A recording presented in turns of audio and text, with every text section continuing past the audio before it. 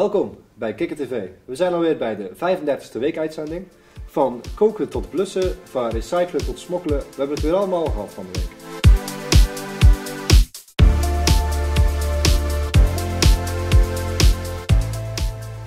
De repetities van de jeugdvoorstelling van de plattelanders, genaamd Het Nichtje van Charlie, zijn alweer 2 maanden bezig. Ik ging even een kijkje nemen in dit theater waar aan deze magie wordt gewerkt. Vanavond zijn we in het Ledeltheater in Oostburg. We gaan zo eens een kijkje nemen bij de acteurs en de regisseurs. Of er al zenuwen zijn, wat de voorbereidingen precies zijn en hoe ze daarmee omgaan.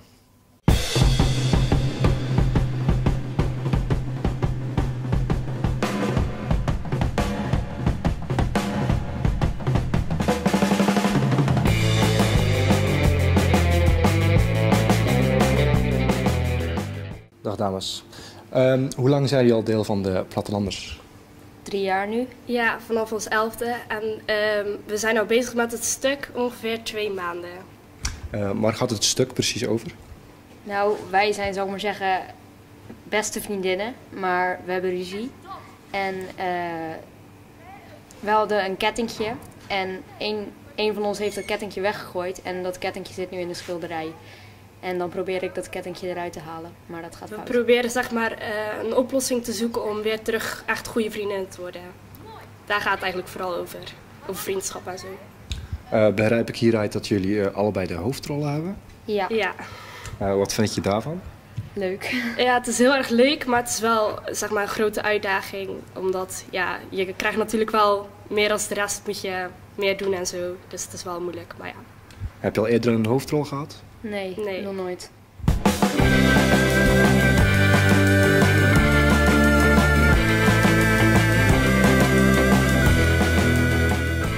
Wie bent u en wat is uw rol in dit stuk? Mijn naam is Rini Venijn. Ik ben artistiek leider van de Plattelanders. En in dit stuk ben ik de regisseur, maar ik speel ook een heel klein rolletje. Doe je dit al lang? In het jongerentoneel, dat is eigenlijk de eerste keer dat we dat nu doen. Maar de Plattelanders zelf, dat bestaat natuurlijk al heel lang en ik zit daar zelf al 17 jaar in. Waar gaat het precies over? Dit stuk, de jongeren van de Plattelanders, die spelen het nichtje van Charlie. De volwassenen die spelen de tante van Charlie, dat is een hele bekende klucht. En in datzelfde decor spelen wij het nichtje van Charlie, dus een ander familielid. Maar het is een totaal ander stuk, want het andere stuk is een klucht. Dit is een jongerenstuk, een magisch stuk over vriendschap. Eigenlijk een magisch realistisch stuk. Dat magisch realisme zit hem vooral in het feit dat er dingen in voorkomen die in het echt dus niet gebeuren. Dat is het magische natuurlijk. Maar het zou in principe wel zomaar kunnen, bij wijze van spreken. Als je in sprookjes gelooft of als je in magie gelooft. Een van de grootste dingen in het stuk is een schilderij, een magisch schilderij. Daar doen 2 volwassenen en 8 kinderen van de basisschool mee. Die zitten allemaal in groep 8 en zo, groep 7 en groep 8. Die spelen een levend schilderij. De oudere spelers, die allemaal op het voortgezet onderwijs zitten, die hebben echte rollen. Die zie je dus op de achtergrond nu ook allemaal repeteren. Een aarde. En nog bomen maken en bomen maken. En nu gaan wij. Ja, doe maar. Oké, ja. En dan ga je verder. Ja. Ho, stop. Blijf even staan. Een van uw kinderen doet mee aan het stuk. Wat vindt u ervan en wat zijn hun rol hierin? Nou, ik heb zelfs 2 kinderen die meedoen. Dus dat vind ik vind het gewoon heel erg leuk. Ze doen het al een aantal jaren. De jongste was 5 toen ze voor het eerst meedeed. En ze is nu 11. En de oudste heeft een van de hoofdrollen dit jaar. Dus dat vind ik gewoon heel erg leuk. Dus af en toe, als ik even kan, dan kijk ik mee. Hoe lang doe je dit al? Op mijn 7e heb ik voor het eerst meegedaan. En ik ben nu 11. Dus. Wat is je rol in dit stuk? Nou, ik zit bij een groepje vriendinnen, maar zij zitten allemaal op de middelbare. En ik ben nog van de basisschool, dus ik hoor er maar half bij. En ja, dan ben ik soms een beetje het buitenbeentje. Dus. Voelt dat in het echt ook zo dat je een beetje het buitenbeentje bent? Omdat je natuurlijk een van de jongsten bent? Nou, dat vind ik wel meevallen, want ik heb de vorige jaar ook met oudere kinderen gespeeld en dan, ja, dat went wel een beetje.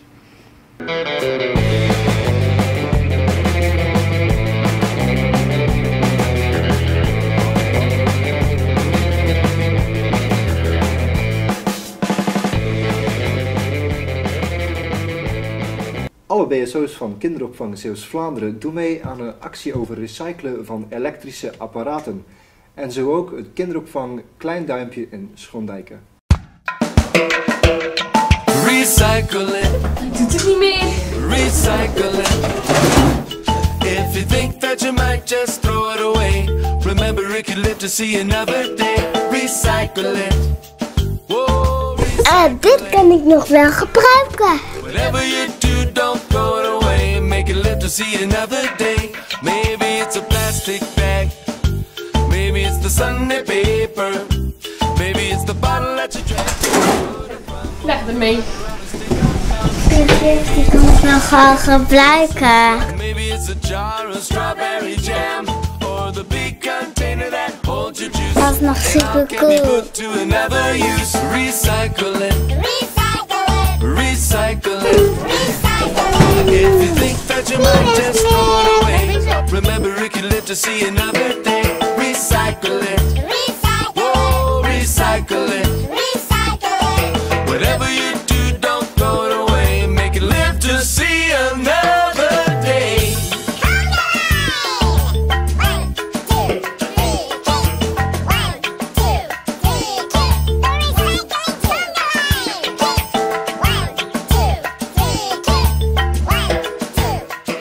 Jongens, wat hebben jullie gemaakt? Een vliegende barbecue. Maybe Een schaap. Die kan vliegen. paper. Maybe it's the bottle that you drank your soda from, or the wrapper around a stick of gum. Maybe it's a soup can. Maybe it's a jar. Het is leuk en iedereen moet er aan meedoen.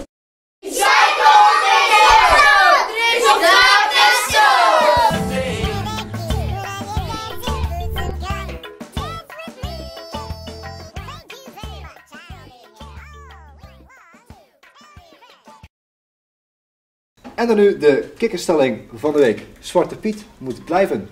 Onze jonge vliegende reporters gingen van de week op pad in Oostburg om aan de mensen te vragen wat ze van deze stelling vonden. Wij zijn van Kikker TV.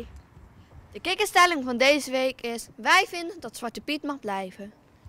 En wij gaan vragen aan de mensen wat ze daarvan vinden. Wie op het heerlijke avondje mag kloppen op de deur, dat is altijd de buurman. De kikkerstelling van deze week is: wij vinden dat Zwarte Piet mag blijven. Wat vindt u daarvan? Nou, ik vind het goed, want Zwarte Piet moet inderdaad blijven. En waarom vindt u dat? Nou, omdat Zwarte Piet toch wel een rol speelt in het verhaal. Oké, en wat vindt u ervan dat er voor de laatste weken zoveel ruzie over was? Nou ja, ik vind het niet goed, want eigenlijk vind ik wel dat Zwarte Piet er gewoon helemaal bij hoort. Vooral zijn zwarte metgezel, dat is toch geen racisme, maar die indruk krijg ik wel. De zak, het paard, de pepernoten en het marsepein. Ga toch eens genieten van de jaarlijkse festijn. Zwarte Piet moet blijven. Niet mag, maar moet blijven. En waarom vindt u dat? We doen dit al zo vreselijk lang, al zoveel jaar, dat ik zoiets heb van jongens, laat gewoon. Ik vind die hele stelling van nu van dat het racistisch is. Ik kan het nergens op slaan. Ja, die mogen zeker blijven. Ja, dat vind ik ook. En waarom vinden jullie dat? Omdat het al van zo lang Ja, al bestaat, hè? in feite zijn het witte mannen die zich een beetje gesminkt hebben. Dus racistisch heeft daar helemaal niks mee te zien. Oké, en wat vinden jullie van dat er de laatste tijd heel veel ruzie over is gemaakt? Dat is eigenlijk wel belachelijk, hè? Aan de ene kant wel, aan de andere kant niet. Aan de ene kant wel, omdat ik kan snappen dat voor sommige mensen het vrij racistisch is. En aan de andere kant niet, omdat ja, ik denk niet dat kinderen bij zoiets nadenken. Voor kinderen is het volgens mij totaal niet racistisch. Dus voor mij mag het blijven. Maar het mag ook weg. Ja, dat vind ik ook. Het is al heel lange traditie, dus. Ja, en de kindjes vinden ook super leuk en het is gewoon al heel lang. En wat vinden jullie ervan dat het zoveel in het nieuws is? Dat vind ik nergens op slaan, want het is helemaal niet racistisch bedoeld. Nee, precies. Dan kan je aandacht beter aan iets anders besteden. Zwarte Piet, wie wil dat niet? Zwarte Piet hoort bij Sint, want het zit in elk lied. Zwarte Piet, wie wil dat niet? Met Zwarte Piet is niks mis, zelfs een kleuter die dat ziet. Heel het feest gaat naar de kloten, naar de kloten, naar de kloten, naar de kloten. Ja, helaas. Ja, naar de kloten, naar de kloten, naar de kloten, naar de kloten. En we Natuurlijk zijn wij het daarmee eens. Wij zijn niet voor niks Zwarte Piet en wij komen ieder jaar heel graag naar Nederland. En waarom komen wij naar Nederland? Groot kinderfeest. Samen met Sinterklaas. En ja, natuurlijk moet Zwarte Piet blijven. Die hoort bij Sinterklaas. En wat vinden jullie ervan dat er op televisie al een paar weken zoveel gediscussieerd wordt? Nou, mensen moeten gewoon eens lief tegen elkaar doen, want Zwarte Piet is gewoon vrolijk en blij. Waarom moet iedereen nou boos tegen elkaar doen? Dat is helemaal nergens voor nodig. Nee, dat klopt. Zwarte Piet is er voor de kindertjes. En als de mensen daar boos om worden, dat vinden we niet leuk. Want we willen iedereen blij maken, toch? Ja, tuurlijk. Dus stop met dat boos zijn. Naar de kloten, moet het nou echt naar de kloten? Ja, ik krijg net te horen dat we nog een filmpje waren vergeten de vorige keer. De IMA, oftewel de MTV European Music Awards, die vonden laatst plaats in de Ziggo Dome in Amsterdam. Ik ging even langs op het Swin College om aan de leerlingen te vragen wat hun van de uittrekkingen vonden en of ze het daarmee eens waren. Vandaag zijn we op het Swin College in Oostburg. Wij gaan zo langs bij de leerlingen om te vragen naar hun mening over de MTV European Music Awards, oftewel de IMA.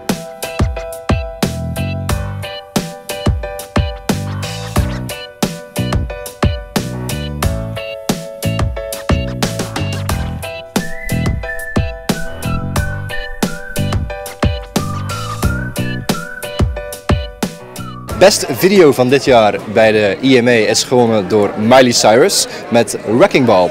Zijn jullie het daarmee eens, dames? Nee. Nee, eigenlijk niet. Ik vind het een hele saaie clip. Ja. En ze staat er alleen maar in te huilen, voor de rest doet ze niks.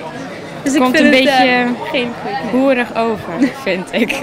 Ja, ga verder. Ja, ze lekt aan hamers en zo, dat is eigenlijk alles wat ze doet. En ze zit naakt op een bal.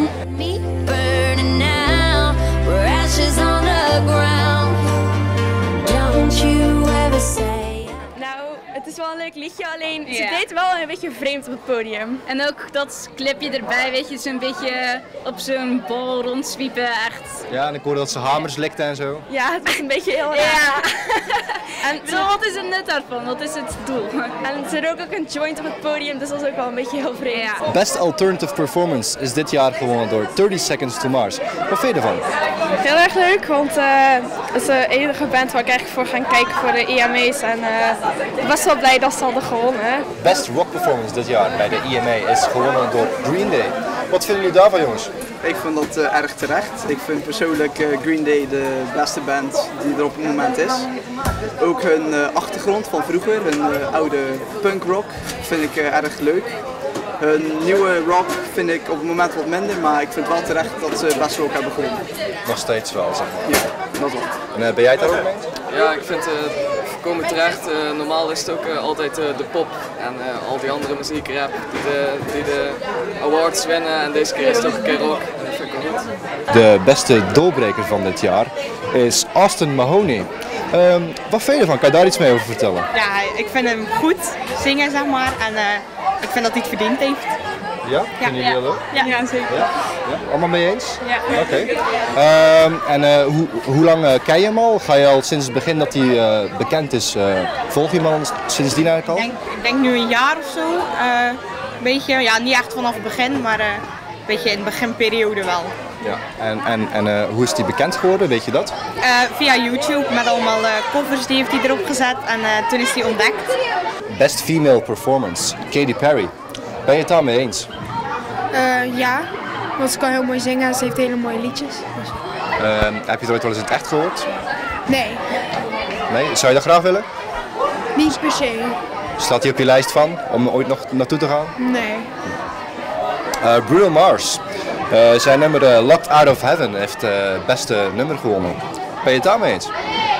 Ik ken voor de rest het nummer niet, maar ja, Bruno Mars kan altijd echt goed zingen. En ik bedoel, het is altijd wel een goede zanger geweest. Dus. De meeste fans zijn toch verzameld door Tokyo Hotel. Waarom Tokyo Hotel? Omdat ze super knap zijn misschien.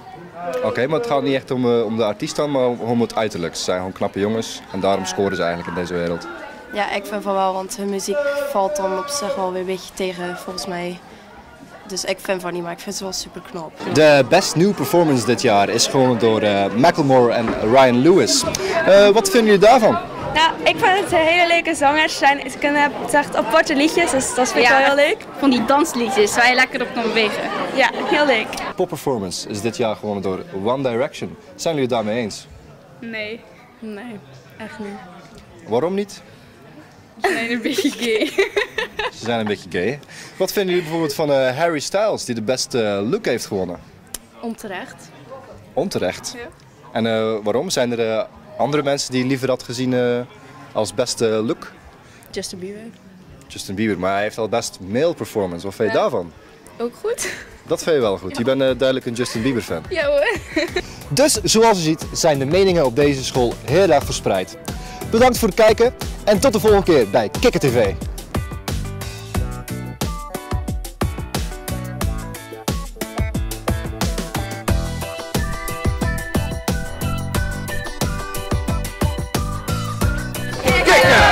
Onze jonge vliegende reporter Joost heeft een camera meegenomen naar een restaurant. Laten we eens kijken wat hij ervan bakte. Hallo, welkom bij Kikker TV. We gaan vandaag koken bij restaurant De Vijverhoeve. Hoe lang bestaat De Vijverhoeve al? De Vijverhoeve bestaat al 24 jaar. En ik neem het, ik ben nu samen met mijn vriendin mee bezig, de laatste 2 jaar. En mijn ouders het langzaam kunnen stoppen. Oké, en wie heeft er hier daarvoor nog allemaal gewerkt? Alleen mijn vader en mijn moeder. En hoe lang duurt een opleiding voor koken? Ja, die opleiding duurt volgens mij heel je leven. Je kan naar de hotelschool gaan, dan leer je de basispraktijk. En de rest moet je toch in de praktijk leren.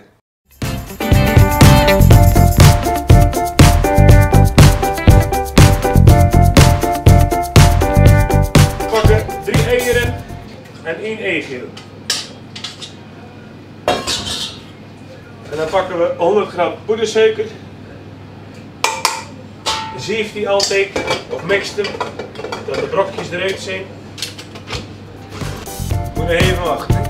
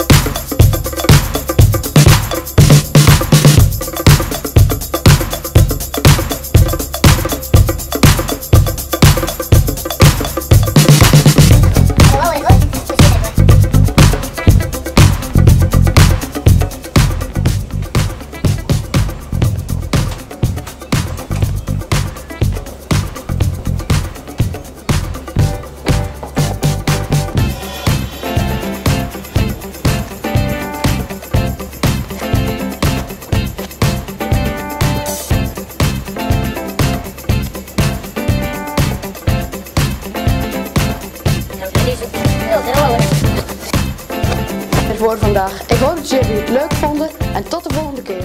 En dan nu om de dingen even uit te blussen, de nieuwe brandweerkazerne in Oostburg. We zijn vandaag bij de nieuwe brandweerkazerne in Oostburg. We gaan kijken wat er hier allemaal gebeurt.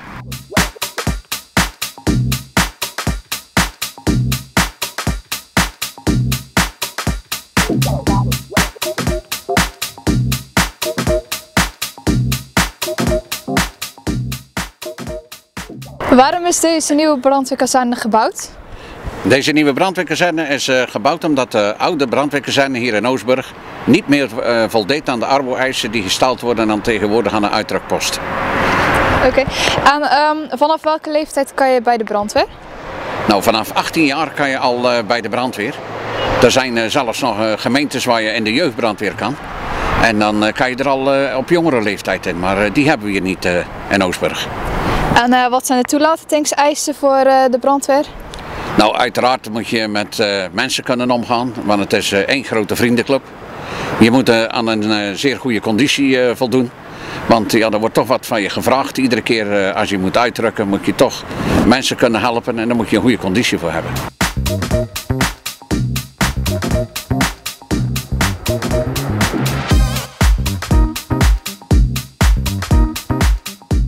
Kunt u iets over deze wagen vertellen? Nou, deze wagen die hier achter mij staat, dat is de nieuwste aanwinst van de brandweer hier in Stampershoek. Dat betreft de waterwagen. Dit voertuig dat is nu 3 maanden in dienst en die vervoert 15.000 liter water. En met dat water kunnen we in ieder geval op plaatsen waar geen water beschikbaar is, kunnen we gelijk water aanvoeren om een brand te blussen. Nou, dit voertuig heeft nog enkele opties. We kunnen bijvoorbeeld, als er een wegdekreiniging moet plaatsvinden, dan dit voertuig kunnen we daar heel goed voor gebruiken voor wegdekreiniging. Want daar heeft hij ook toe ingericht. En we kunnen zelfs 100 meter met ons waterkanon in de verte spuiten. Want er zit bovenop het voertuig hebben we een waterkanon en die kan 100 meter ver gaat die spuiten.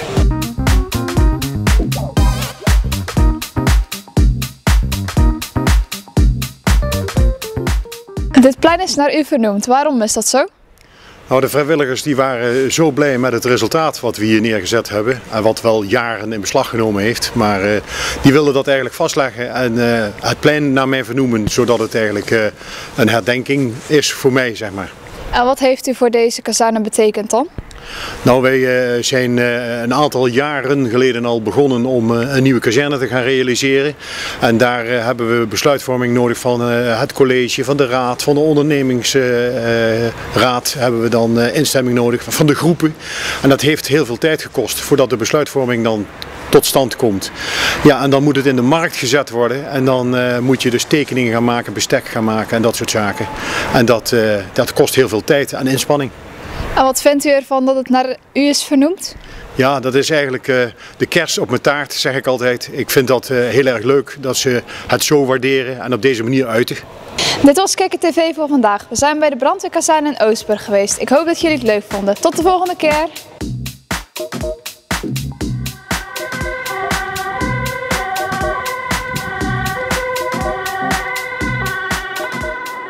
Maldegem en Ede.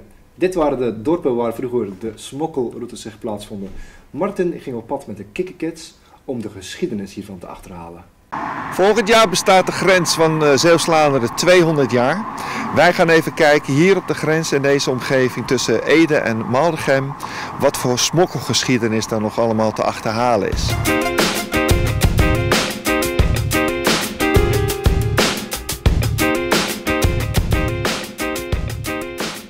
Ik heb hier meneer Herman van der Velde bij me. Die is 40 jaar gids geweest in dit gebied. En die heeft een mooi verhaal over de schuur achter ons. Er staat hier een schuur achter ons en die staat op Nederlands grondgebied. De boerderij staat feitelijk op Belgisch grondgebied, maar de schuur staat op Nederlands grondgebied. En natuurlijk, als je aan de grens over een schuur spreekt die op Nederland staat en eentje die op België staat, dan denkt men direct aan smokkelen en zo. Het was natuurlijk een koud kunstje. Ik weet het niet allemaal wat er gebeurde, zo belangrijk niet. Maar het is gemakkelijk dieren uit Nederland hier voor ons in die schuur te brengen die op Nederland staat. En dan 's nachts te verplaatsen naar de andere schuur en verder in België te smokkelen. Dan is er nog gesmokkeld, vooral met boten na de oorlog met de auto's. En tijdens dat smokkelen met die auto's hadden de smokkelaars een kruipoot uitgevonden. Zo'n kruipoot.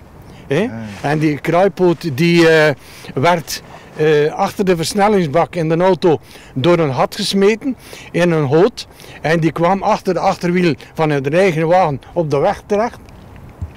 En de smokkelaars, de wagen die natuurlijk en achtervolgden, die hadden pech, want ze reden zich plat. Een kruipot staat altijd met één pootje naar omhoog, zodanig, kijk, je kunt hem draaien en keren zoals je wilt. Altijd staat hij met één poot naar omhoog, zodanig, of met één teen, zodanig dat hij door de band prikte.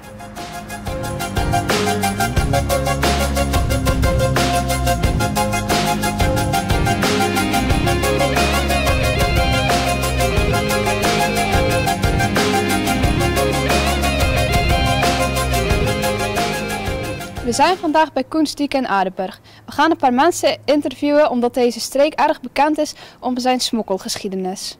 Hallo, wat heeft u gedaan in de smokkeltijd? Ik zou u zeggen dat ik geprobeerd heb smokkelaars tegen te gaan. En van de andere kant was ik dus administratief. Ik moest de processen verbaal maken, de verhoren afnemen, etcetera, etcetera. Dat was veel werk aan. Hallo meneer, wat heeft u gedaan in de smokkeltijd? Bolletjes kaas gesmokkeld, stemsel voor kaas te maken. En was u wel eens bang? Nee, ik heb nooit niet bang geweest. En wat is het meest bijzondere dat u heeft meegemaakt? Wat meest bijzonder, dat kan niet zeggen, niet bijzonder is niet speciaal toch? Dat weet ik niet. Ook niet dat u iets, of dat u bijna opgepakt werd? En dat u ja, dan... dat is wel een keer al bestaan natuurlijk, hè, van de douane, dat wel, maar ik heb nooit geen miserie gehad daarmee. Hallo, wat heeft u gedaan in de smokkeltijd? We wisten kijken voor de smokkelauto's en kruipoort en al die dingen meer. Dat we worden bij smokkel, dat hebben wij gedaan dan niet. Was u wel eens bang? Ja. Die auto's konden langs fietsen hoor, de Honda hoor. En ja, doe ik verder en verder. Want eerst is een keer kijken voor een auto, maar die zet je erin om te rijden. En al die dingen meer. En als er dan een auto komt van de douaniers of de commussen, dan kun je meevliegen ook. Wat is het meest bijzondere dat u heeft meegemaakt? Ja, dan schieten. Schieten. Ja, het is niet zeker dat ze op je schieten, maar je hoort toch het rittelen niet. En er ben ook mensen geschoten. Niet? Was u daar zelf ook bij? Een kameraad van mij die met die auto reed, is in zijn bellen geschoten ook. En die heeft ze zoiets naar Oostburg gebracht. Wat heeft u gedaan in de smokkelperiode? We hebben geboerd en van alles gesmokkeld. Koeien, kalfjes, bijen. We hadden ook een schuilkelder gemaakt en er werd op geschoten. En we hadden een berging, daar lagen allemaal vluchtelingen. En die lagen tussen de potten klodden. En die mensen zijn ook gelukkig gezond gebleven, maar onze paarden waren allemaal naast die berging. Die waren allemaal dood. En bent u wel eens bang geweest toen u smokkelde? Ja, ik ben bang geweest. We zijn er ook wel een keer achteraan gezeten, de commissie, om ze te pakken te krijgen, maar dat is niet gelukt. En wat is dan het meest heftigste wat u heeft meegemaakt toen u smokkelde? Als ze voor ons stonden, als we zochten niet. En mijn moeder die is dan gekomen, er lag een vrouw in de kamer, die was ziek. En toen zeiden ze dat ze ziek was en hebben ze naar buiten gekregen.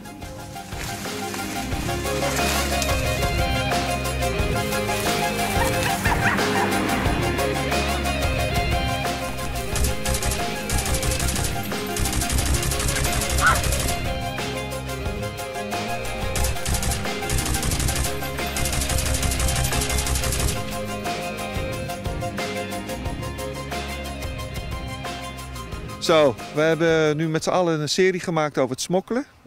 In verband met het 200-jarig bestaan volgend jaar voor de grens met Nederland en België. Wat vonden jullie ervan? Leuk. Ik vond het ook heel leerzaam. Leerzaam. We hebben dolle pret gehad. We hopen dat jullie het ook leuk vinden. Tot de volgende keer. Doei! Dit was Kikker TV. Bedankt voor het kijken en tot de volgende keer. Mag het stoppen nu of?